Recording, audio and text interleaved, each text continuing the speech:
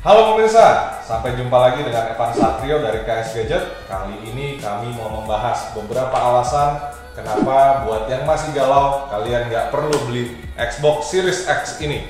Sebelumnya KS Gadget sudah membeli Xbox Series X ini dari bulan Desember, jadi kami sudah menggunakan Xbox Series X ini selama kurang lebih 2-3 bulan. Untuk itu kami mau berbagi pengalaman kami kepada kalian untuk 5 hal kenapa kalian nggak perlu beli Xbox X ini. Apa aja alasannya? Berikut alasannya. Alasan pertama, controller. Dari segi controller Xbox ini menurut saya merupakan salah satu hal yang sangat mengecewakan dan tidak berkembang dari varian terakhirnya Xbox. Apalagi mengingat kompetitor Xbox langsung dari Xbox ini nih adalah PS5. Jadi, seperti yang kami udah sering bahas di video-video sebelumnya, teknologi controller dari PS5 sudah sangat berkembang pesat dibanding generasi-generasi sebelumnya.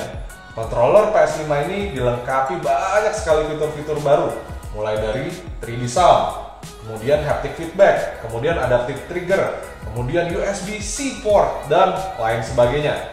Namun, dua hal yang sangat membedakan controller PS5 ini dengan controllernya Xbox, menurut saya, adalah haptic feedbacknya dan adaptive triggernya. Nah, dua teknologi yang diadopsi sama controller PS5 ini menurut saya berhasil membuat controller Xbox Series X serasa ketinggalan 10 tahun dari Sony. Nah, terlepas daripada itu, entah kenapa Xbox memutuskan bahwa controller mereka ini tidak rechargeable seperti controllernya PS5, melainkan masih menggunakan baterai A2 sebanyak 2 unit. Jadi menurut saya ini merepotkan dan keputusan yang aneh banget di tahun 2021 ini. So, kalau kalian mau main game konsol dengan controller yang canggih dan sudah included in the box, nggak harus beli lagi, nggak harus keluar uang lagi, ya sebaiknya nggak usah beli Xbox Series inilah, mending beli yang lain aja. Alasan kedua, aksesorisnya mahal. Jika kita membicarakan aksesoris, akan banyak sekali aksesoris yang bisa kita bahas. Tapi di sini saya cuma akan menjelaskan 2 hal aja yang menurut kami paling relevan untuk dibahas buat pemirsa. Yang pertama adalah controller tambahan. Controller sangat penting bagi kita dalam bermain video game karena merupakan satu-satunya alat yang berinteraksi dengan kita di dalam sebuah permainan. Controller di Xbox Series X ini sangat nggak jauh berbeda dari versi sebelumnya, baik secara fitur maupun secara bentuk. However, Xbox mengeluarkan controller yang lebih canggih bernama Xbox Elite Wireless Controller Series 2.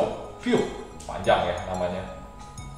Memang controller ini terlihat lebih advance dan ditambahkan juga dengan banyak fitur untuk menambah experience dalam kita bermain. Tapi sayangnya, controller ini nggak diikut-sertakan di dalam Xbox ketika kita membeli Xbox ini. Per sekarang, harga controller tersebut dibanderol sampai dengan harga 4 juta rupiah, yang mana harga itu nggak jauh beda dibandingkan dengan kita beli Xbox yang Series S, yang kecilan daripada ini. Nah, balik lagi, sedangkan kalau dibandingkan dengan kompetitornya seperti PS5, kita nggak perlu mengeluarkan biaya sebesar itu karena kita paling tidak udah mendapatkan 1 buah controller pada paket penjualannya.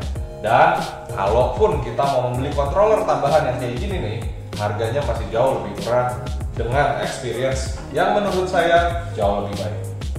Yang kedua, proprietary additional storage. Ketika tiba saatnya storage di dalam Xbox ini udah perlu di-expand, kita nggak bisa menggunakan jenis-jenis storage yang umum digunakan di PC atau di laptop. Tambahan storage untuk Xbox hanya bisa menggunakan tambahan storage khusus dari Xbox X keluaran Microsoft. Kayak gini. Untuk tambahan storage tersebut, saya rasa terbilang cukup mahal dan harganya berkisar di 3,4 juta untuk kapasitas yang cuma 1 TB. Sangat berbeda dengan PS5 yang dapat menggunakan harddisk eksternal dari merek apapun. Harga untuk harddisk eksternal non SSD ya, saat ini berkisar di 1 juta, itu pun untuk 2 TB. Jadi jika kita memilih untuk membeli SSD kapasitas 1 TB, itu juga cuma berkisar di 2,5 juta aja. Dan kalau kita nggak mau pakai untuk Xbox lagi, bisa kita pakai juga harddisknya buat kebutuhan-kebutuhan lain. So, inilah agak beratnya untuk kita beli Xbox di Indonesia ini. Selain susah cari aksesorisnya, harga aksesorisnya juga mahal-mahal. Alasan ketiga, after sales. Berdasarkan statistik yang kami terima, market share global yang didapatkan dari penjualan Xbox di dunia sampai saat ini ada di angka 35%, di mana 65% sisanya dikuasai oleh Sony PlayStation. Nah, statistik ini menurut saya akan menjadi lebih kecil lagi kalau kita tarik relevansinya ke Indonesia. Perkaranya adalah di Indonesia ini nggak ada toko resmi Microsoft seperti di negara-negara tetangga kita itu. Dimana di toko itu, buat yang pernah datang ke toko Microsoft di negara tetangga kita bisa beli produk-produk Microsoft seperti Microsoft Surface, Microsoft Windows, Microsoft Office, dan produk-produk Microsoft yang lain. Untuk itu, jika kalian memutuskan untuk beli Xbox ini sebagai konsol utama kalian, ya hati-hati aja kalau sampai konsolnya atau aksesorisnya yang rusak. Nah, seandainya nih aksesorisnya yang rusak, ya lebih gampang sih. Paling kalian tinggal beli gantinya dari online marketplace kayak Tokopedia, Shopee, dan lain sebagainya, dan pakai free ongkir langsung dikirim ke rumah kalian. Ya paling agak mahal sedikit aja lah. Masalah yang lebih besar itu akan terjadi ketika konsolnya yang rusak. Nah, kalau di area Jabodetabek, ya mungkin lebih gampang untuk nyari tempat reparasinya atau tempat benerinnya meskipun nggak resmi ya. Tapi kalau yang lebih repot lagi kalau kalian tinggalnya di daerah-daerah lain di luar Jabodetabek, itu agak susah tuh kayaknya. Ini pengalaman saya sendiri yang pernah tinggal di kota-kota di luar Jabodetabek, bahkan di luar pulau, di luar Pulau Jawa. So, teman-teman please keep in mind ya bahwa barang ini sebenarnya bisa dibilang barang build up. So, mesti lebih hati-hati aja sih kayaknya. Alasan keempat, game Halo-nya di-delay. Nah, untuk sebagian orang, game Halo ini kayaknya udah game yang wajib banget di Xbox platform. Bahkan dulunya sampai jadi salah satu alasan kenapa orang mau beli Xbox. Nah, karena saya nggak main game Halo ini, saya kurang paham kenapanya.